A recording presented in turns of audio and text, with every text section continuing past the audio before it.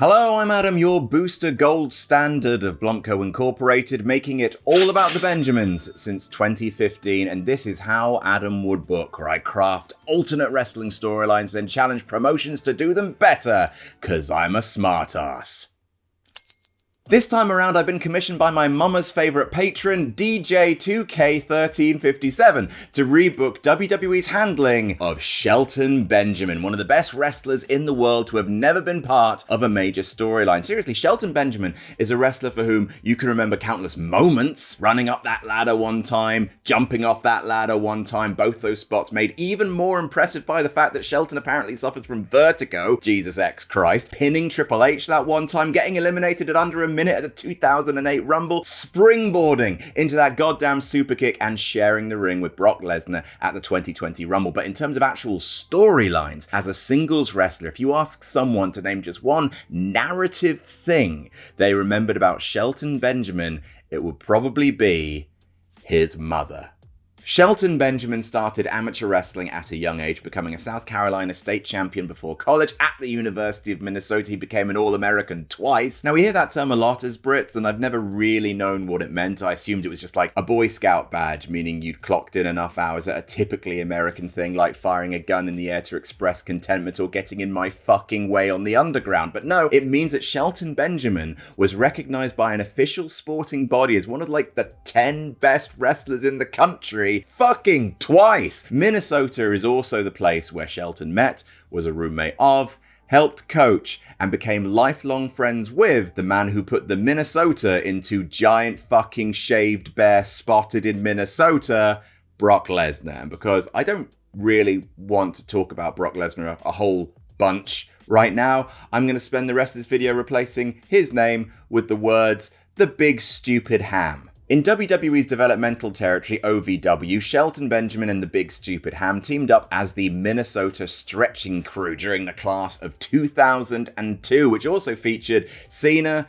Orton, and Batista. And how many hundreds of millions of dollars did these four dudes make WWE over the course of 20 years? Bloody hell. The Big Stupid Ham would be the first of the OVW four to receive a push, but eventually all four would main event their own WrestleManias. Shelton Benjamin would not. At the end of 2002, Benjamin would debut on SmackDown alongside another amateur wrestler, Charlie Haas, as part of Team Angle, a pair of catch-as-catch-can henchmen during Kurt Angle's feud with the Big Stupid Ham leading into WrestleMania 19. Eventually, they'd be fired by Kurt in mid-2003 and were rebranded as the humbly named World's Greatest Tag Team.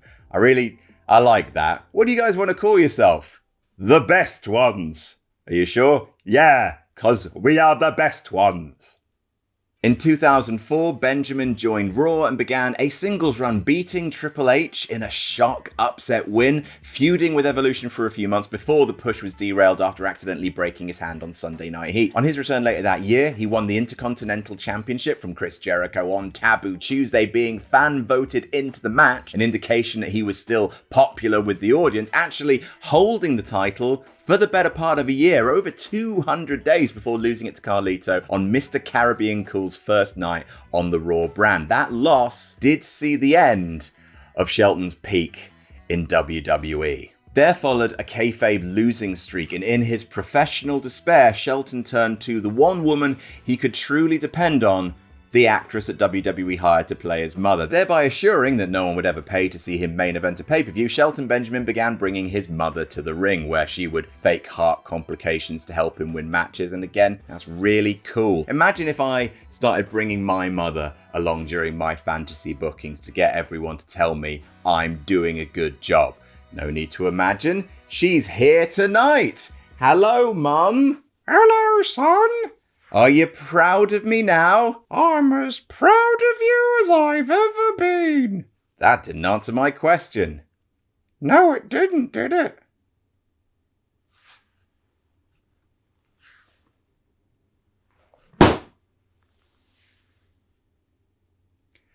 My therapist really needs to get back from his holiday.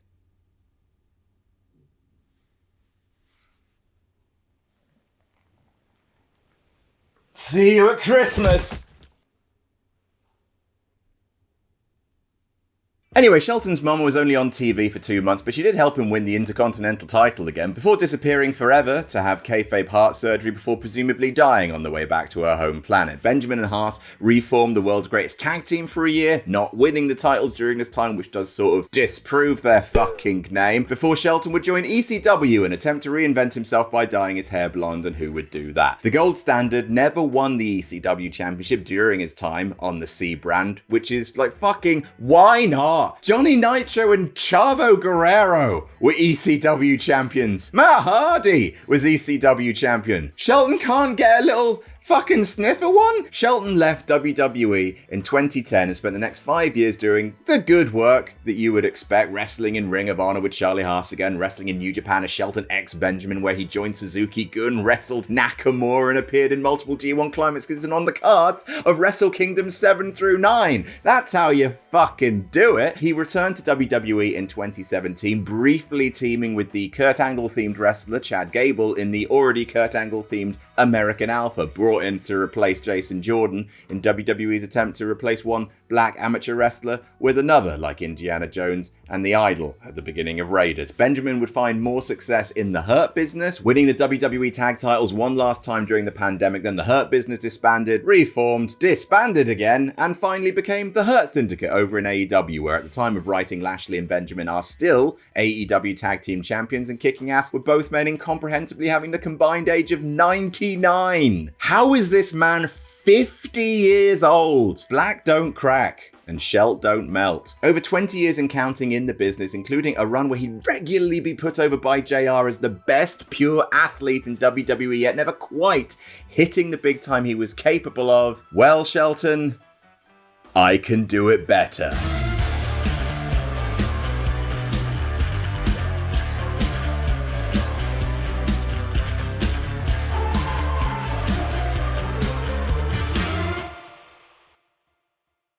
So this booking actually takes place over 4 years, so forgive me if some of it is a little brisk. Ain't no stopping me.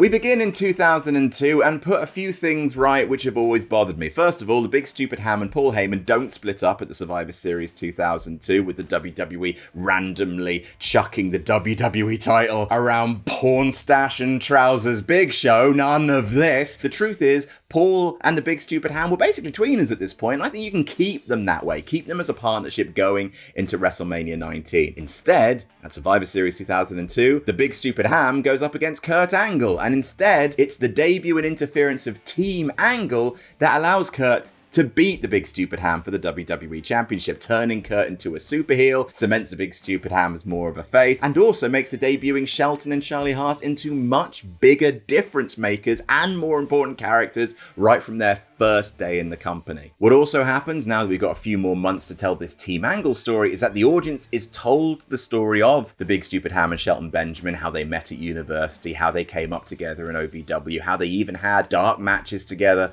on Raw. Heyman is a master storyteller. He can tell the story of how Shelton is betraying all of this history by taking Kurt Angle's side. So Benjamin's really caught in the middle, one of his oldest friends, or the guy who is basically his Olympic ideal in the place where he wants to make his living. Have Benjamin falter slightly, torn between these two masters. Angle wants him to take a kendo stick to Paul Heyman, who's pleading and crying and begging all the things that Paul Heyman has a PhD in, and Shelton doesn't want to. So Angle slaps him, reminds him, whose logo do you wear, Shelton? Who took you under their wing? He slaps him, he locks him in the ankle lock. This leads to the main event of WrestleMania 19, where Team Angle look like they're going to interfere in the match for Kurt Angle, but actually Shelton runs Charlie Haas off, makes it an even playing field, allows the Big Stupid Ham to get his WWE Championship back, and the two men, with Paul Heyman, reunite on Raw. And the story for the next few months is that they put back together the Minnesota Stretching Crew, have a short run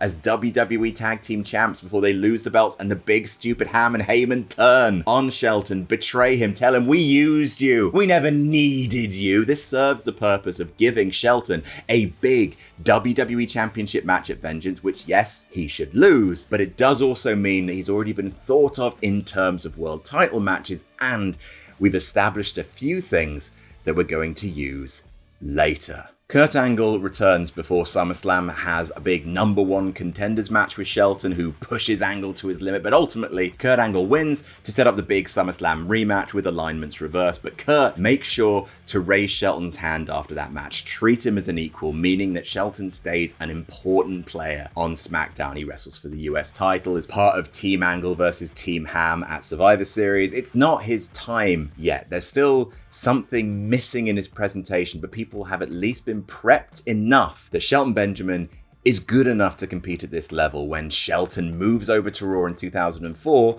he then beats Randy Orton for the Intercontinental title at Bad Blood, and he holds it for the rest of the year, is the Workhorse Champion. With the Workhorse Championship, he can rename it the Sheltontinental Championship. And I'm only 80% joking. At this point, his gimmick is simple. He is the best pure athlete in WWE, and if you take the Sheltontinental Challenge, then he's got good news and bad news for you. The good news, you're about to have the best match of the night.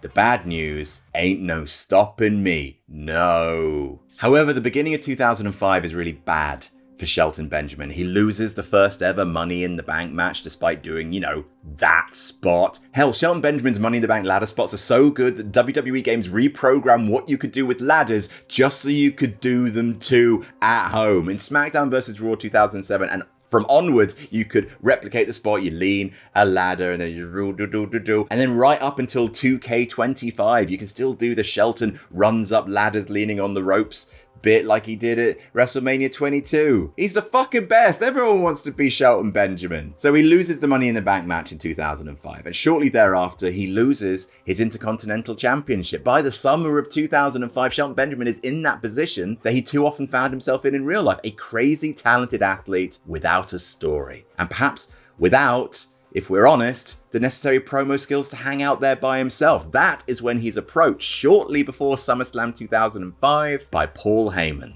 the ultimate mouthpiece. Now, at this point, we've already set up the relationship between the Minnesota Stretching Crew, the history going back to OVW and the build up to WrestleMania 19. We had the shared connections between Shelton and the big stupid Ham, who's now quacked the company. And best of all, we've got the total distrust from Paul Heyman's betrayal of Shelton lingering in Benjamin's mind. Shelton initially says, "No, Paul Heyman, fuck off," because of course, trusting Paul Heyman is like trusting baby-eating Brian as your affordable daycare provider. Of course he's affordable. He's going to eat your baby. But as anyone who thinks about it for even a second can figure out, Paul Heyman is perfect for Shelton in terms of the business. Paul has a history of managing freak talented athletes who require a bit of help in the promo department. His last major client main evented WrestleFucking-Mania, so he's got that cachet and legitimacy. And at this point, One Night Stand 2005 has just happened, a gigantic feather in his cap, and he's ready to make a big comeback as a manager. But to do that,